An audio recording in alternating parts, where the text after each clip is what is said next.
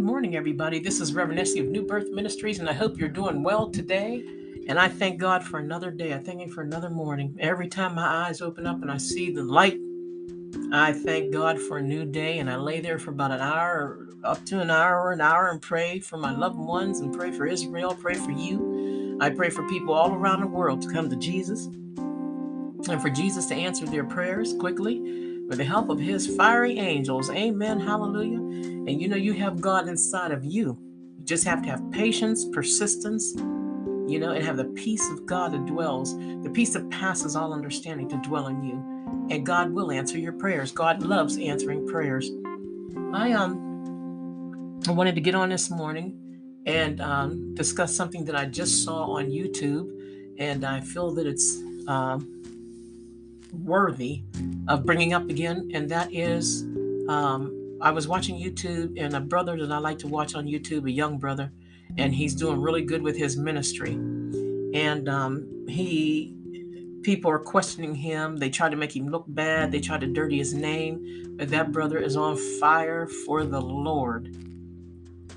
And he was talking about how there's so many fake preachers out there today. And honestly, I feel the same exact way. He said that there's people who email him and call him and talk to him or whatever, and they won't come to his church unless they pay them $5,000, or they're not of the same denomination, blah blah blah. You know how Christians always have to have some kind of blockage, some kind of wall between one another, and I could relate to that. There were times where I have invited people to our church when I have my physical church, and I have invited people to come to the church, and they wanted $5,000 to come, or pay their ticket, or there's one lady, she won't come to your church unless you put her in the newspaper and announce her coming first. You have to announce her before she comes. I mean, that kind of stuff. People, preachers are drinking in the offices before they even get up in the pulpit. That's true. That's been proven to be true. They're drinking in the offices. They're smoking, getting high, cussing, fornicating, and everything else. And folks, I don't care what anybody says. We are the righteousness of God, and we are He told us, "Be ye holy, for I am holy." And God's not going to put up with that too much longer. Amen. He's not going to put up with that too much longer. We have to get right. If the people who are supposed to be delivering the word are not right, they're not living right, and you think God can't see you sitting up in the office with your buddies drinking before you get up in the pulpit? I've been in a pulpit with preachers that smelled like alcohol, smelled like smoke. If you can't be delivered, how can you preach deliverance to anybody else? Amen. Do you know, when I was, back in 1997, 97, I was delivered of smoking 2 packs of red pack Marlboros a day. I smoked 2 packs of red pack Marlboros a day, and that was in my second year of Bible college. And on February 8th, 1997, I picked up a cigarette and I went to smoke it, and it was horrible. It felt like somebody poisoned that thing. So I said, ooh, I put it out, and I tried it again. I tried that cigarette a couple times, and every time I lit that cigarette up, it was horrible. And I can't remember quite, I think I tried another one just to make sure, and it was nasty. And that's when, God showed me that He had delivered me of smoking. And honestly, I have not smoked a cigarette since February 8th, 1997. And this is March 22nd, 2023. And I don't miss it. And you know what? You can smoke around me. You could put me in a car and everybody's smoking, and I'll just choke. It doesn't attract me. See, I'm not attracted to it anymore. You could put your cigarettes on my table. I've had people, sinners, I've had people put their cigarettes on the table, knowing good and well I'm a preacher, a woman of the Most High God. I didn't say I was all that in a bag of chips. You don't have to bow down to me, but just have some respect. You don't go into a preacher's house and lay your cigarettes on their table. Who am I, Bumpy Johnson? You just don't do whatever you want in my presence. At least respect the God in me. You know? My daughter lives with me and she doesn't even do things in my presence. You know? Because she's trying to get right as well. She's trying to get right and stay right with the rest of us. Amen. And she has her private life, but I don't see it. I don't hear it because she doesn't do it. Amen. As long as she's staying with me, she's clean. And from what I've been seeing, she's going to stay that way, with or without me. You know, so there's just so much going on. We got to get right, folks. You can't live on the fence. You have to make up your mind. Whose side are you on?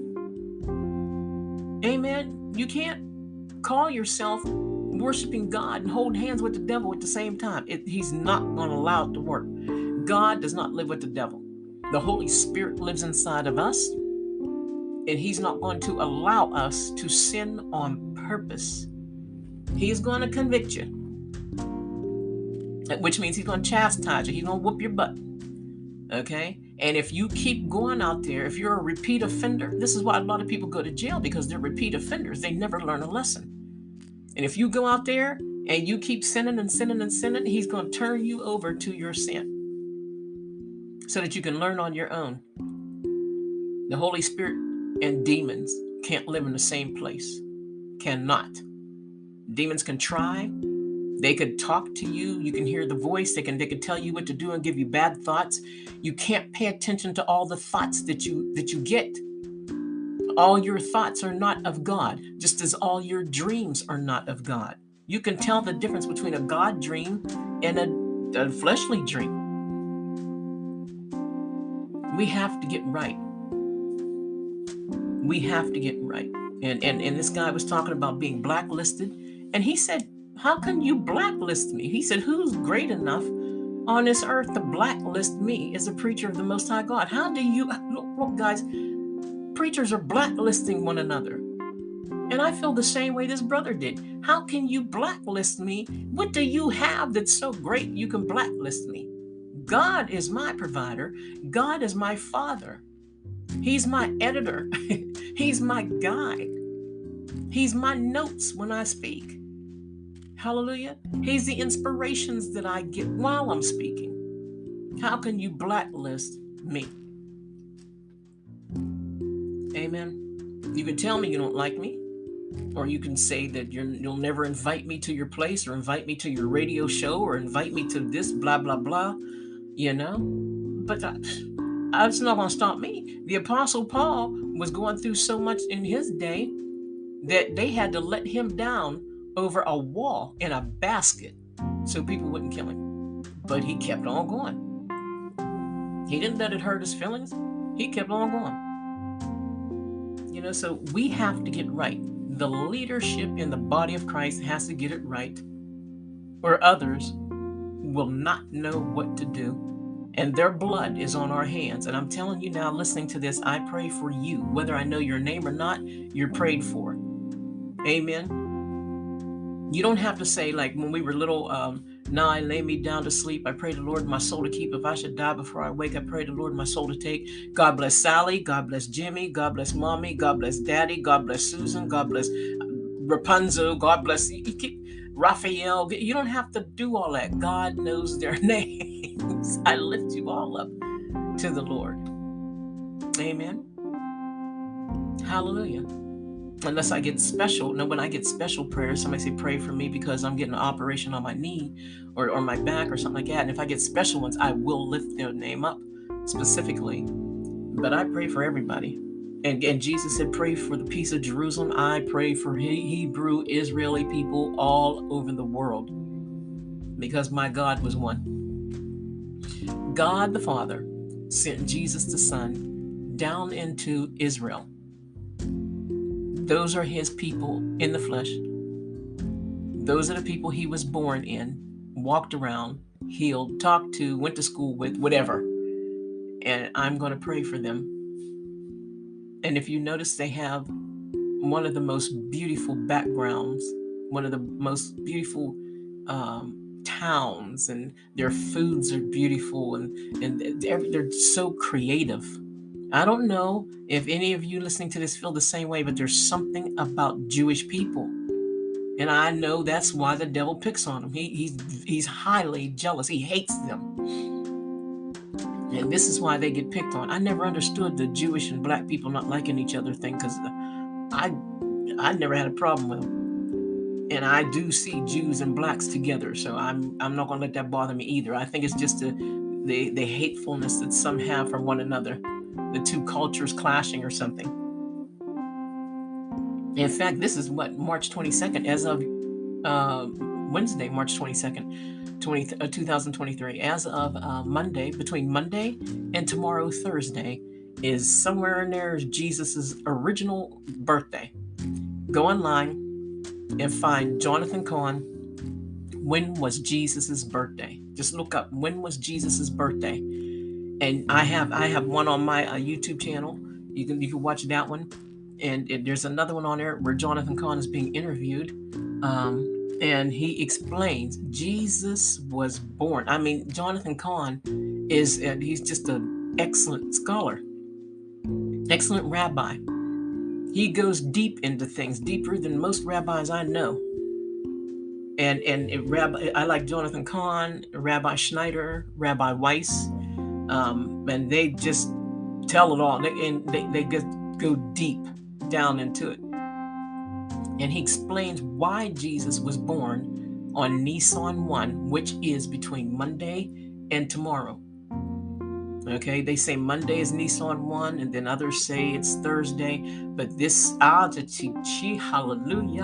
this is the time of the year Jesus was born.